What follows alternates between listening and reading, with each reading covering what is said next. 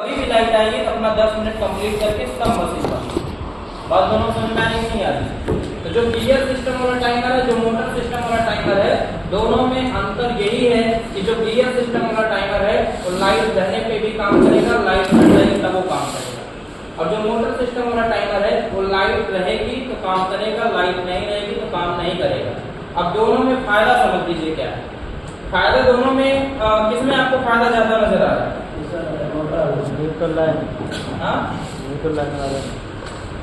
इसमें ज्यादा फायदा नजर आ रहा है, इसमें कम फायदा नजर आ रहा है। कैसे समझाते हैं इस बात को? देखिए, आपने 10 बजे चालू किया और आपको कोई काम था, आधे घंटे आप मतलब किसी काम में व्यस्त हो गए, समझ रहे हैं? मशीन इसलिए कि मशीन में हम कपड़ा डाल दिए हैं तो अब वो मशीन की जिम्मेदारी बनती है कि मशीन कपड़े को धुल करके हमको 30 मिनट में दे दे। क्लियर है ना?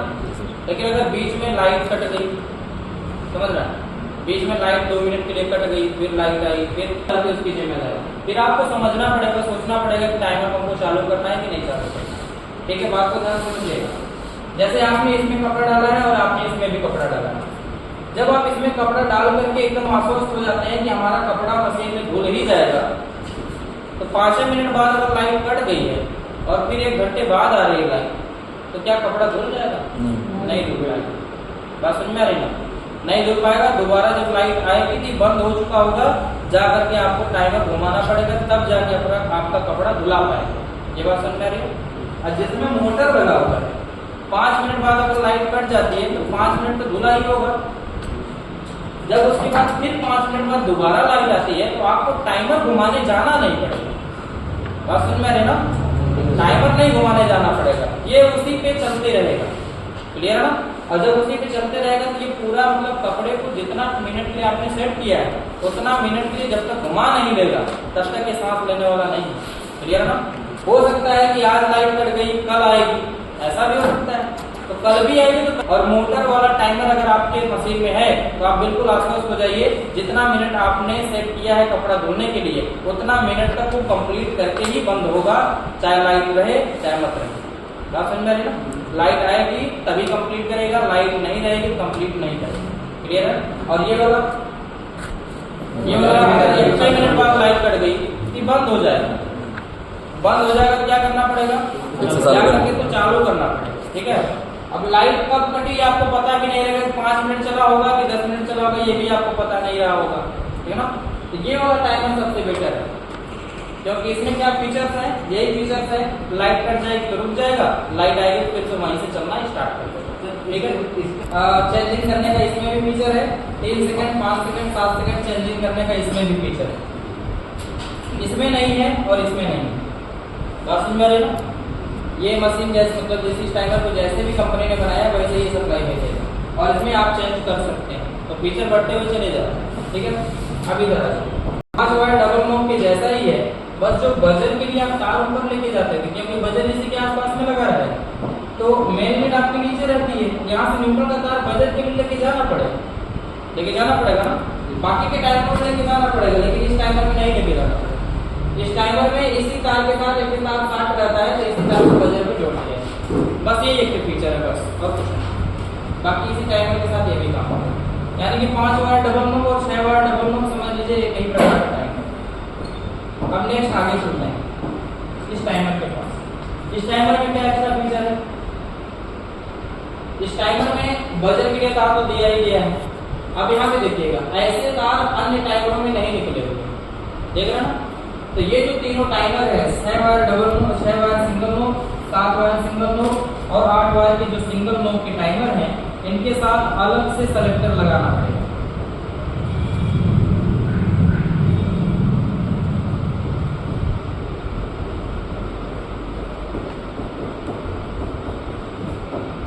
बात समझ आ रही ना? अब इन टाइमरों के साथ अलग से वॉश सेलेक्टर लगाना पड़ेगा। वॉश सेलेक्टर मतलब वही नॉर्मल जनरल हेवी करने वाला सेलेक्टर जो होता है वो अलग से लगाना पड़ेगा। और इन तीनों टाइमरों के साथ लगा हुआ है, इन तीनों टाइमरों के साथ इनबिल्ट है, लगा हुआ वो सही, उनके साथ लगाने की जरूरत नहीं है और वायर भी नहीं दिया गया कि आप लगा सकते हैं, नहीं लगा सकते, इनके साथ लगा हुआ ऑलरेडी है। ठीक है? और ये जो दोनों टाइमर है उसको लगाना पड़ेगा, इनके साथ अलग से वॉश सेलेक्टर नहीं लगेगा और ना ही इसमें लगाया गया है। साथ कोई तार निकला हुआ है, तो ये सिंपल वाले दोनों टाइमर है। क्लियर ना? इनके साथ वास सेलेक्टर लगेगा भी नहीं, ना तो ऐसा तार लगा निकालने की व्यवस्था है, कुछ भी नहीं। ठीक है, और इनके साथ वास सेलेक्टर लगा हुआ है, इनके साथ अलग से लगाना पड़ेगा। क्लियर होगी बात? इनमें वास सेलेक्टर नहीं लगेगा, इनके साथ लगा हुआ है, इनबिल्ट है, और इनके साथ अलग से लगाना पड़ेगा। क्लियर हो गया ना?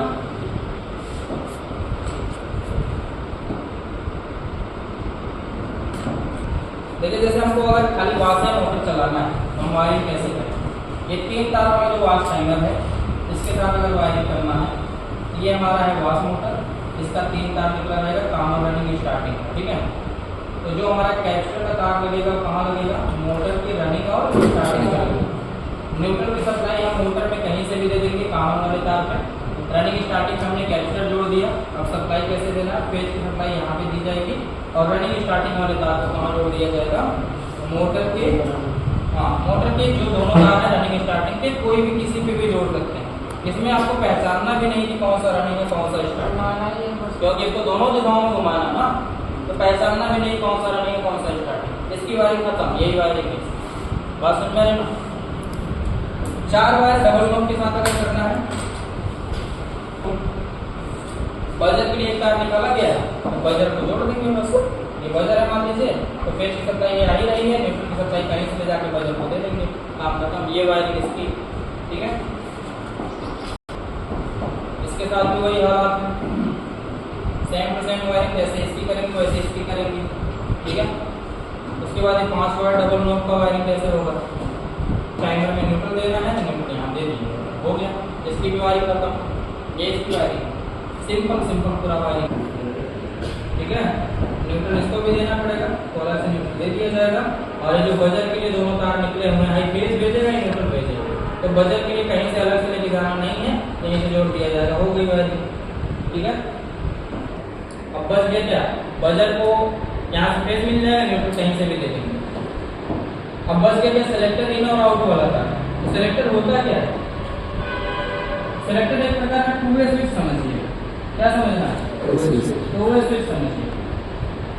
सिलेक्टर में इस तरह से पिन बना रहता है, 2 पिन इधर रहेगा, या 3 पिन इधर रहेगा और 1 पिन इधर रहेगा, ऐसे। तो ये वाला जो पिन है इसको बोलते हैं सिलेक्टर का इनपुट पिन, और ये जो तीनों पिन है इसको बोलते हैं सिलेक्टर का आउटपुट पिन। क्लियर है ना? अब आपको करना है, सिंपल करना है, बस इस सिलेक्टर को लगाना है, जोड़ना है। तो आप क्या करेंगे?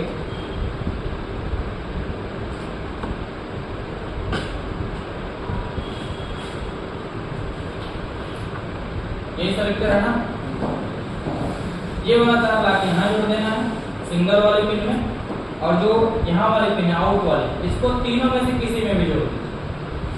बात समझ में आ रही है ना? बस हो। और अगर मान लीजिए सिलेक्टर लगाने का आपका मन नहीं करता है, तो हाई तार इसे जोड़ दीजिए, काम खत्म। ये वाला तार इसे जोड़ दीजिए, सिलेक्टर हटा दीजिए, कोई जरूरत है नहीं। बात समझ में आ रही है ना? सिलेक्टर क्या करता है? 2 पॉइंटों को आपस में सटाता है, बस यही करता है। तो अगर इसके दोनों तारों को सटा देंगे तो टाइमर का जो टाइमिंग है 3-3 सेकंड वाला 5-5 सेकंड में बदल जाएगा, काम खत्म। यही वायरिंग। क्लियर है ना? अच्छा, इधर आ जाइए। दोनों तार है, एक पिन इसमें और एक पिन इसमें जुड़ जाएगा। क्लियर हो गया, ये भी वायरिंग खत्म। ठीक है, नेक्स्ट वाला जो है ये जुड़ जाएगा ऐसे। बाकी सिलेक्टर का पिन जोड़ना है, ये वाला सिंगल वाले पिन में जुड़ जाएगा, और ये तीनों आकर के इस पिनों में जुड़ जाएगा। हो गई वायरिंग। कुछ है वायरिंग? ये समझ लीजिए वास सेक्शन का वायरिंग खत्म। ऐसे ही वास सेक्शन का वायरिंग होगा, किसी भी टाइमर के साथ आप वायरिंग कर सकते हैं। हम आपको एक टाइमर की वायरिंग बताएंगे। Single main. हाँ, ये वायर पे लिखा होगा कि नहीं लिखा होगा, कैसे पता चलेगा कौन सा तार किस पिन में जोड़ा? ये सोच रहा है ना? इसको चेक कर लीजिए। चेक करने का तरीका ये देखिए, यहाँ पे आप फेज की सप्लाई दे दीजिए, चाहे कोई ऐसी सर्किट हो, सीरीज सर्किट भी मान लीजिए, इस साइड में फेज आ रहा है मान लीजिए, ठीक ना? भाई तार को इसे घुसा दीजिए, ये वाला। ठीक है, अब टेस्टर ले लीजिए। टेस्टर लेने के बाद आपको टाइमर ऑन कर लीजिएगा, और यहाँ पे चेक करिए। कैसे चेक करना है? एक बार इस तार को इसमें सटा के, बात समझ आ रही है ना? इस तार को सिलेक्टर इनपुट के तार को सिलेक्टर आउटपुट की किसी एक वायर में सटा के टेस्टर देखिए कितने सेकंड के लिए जल रहा है। बात समझ आ रही है? तो किसी एक तार पे रखिए टेस्टर, टाइमर को ऑन करिए। अब देखिए टेस्टर कितने सेकंड के लिए चल रहा है, पता चल गया 3 सेकंड के लिए चल रहा है। समझ रहा ना? अब क्या करना है, अब इस तार को दूसरे वाले, अब इसी तार को दूसरे वाले से हटा देना है, मतलब इस तार को इससे अब हटा देना। अब देखिए टेस्टर कितने सेकंड के लिए चल रहा है, क्लियर है ना? फिर उसके बाद तीसरी बार में इस तार को इससे हटा दीजिए, फिर देखिए कितने सेकंड के लिए चल रहा है। जिसपे कम टाइम के लिए चल रहा है वो जेंटल है, जिसपे उससे ज्यादा टाइम के लिए चल रहा है वो नॉर्मल है, जिसपे सबसे ज्यादा टाइम के लिए चल रहा है वो हैवी। क्लियर हो गया? इसी तरह से क्लियर हो गया।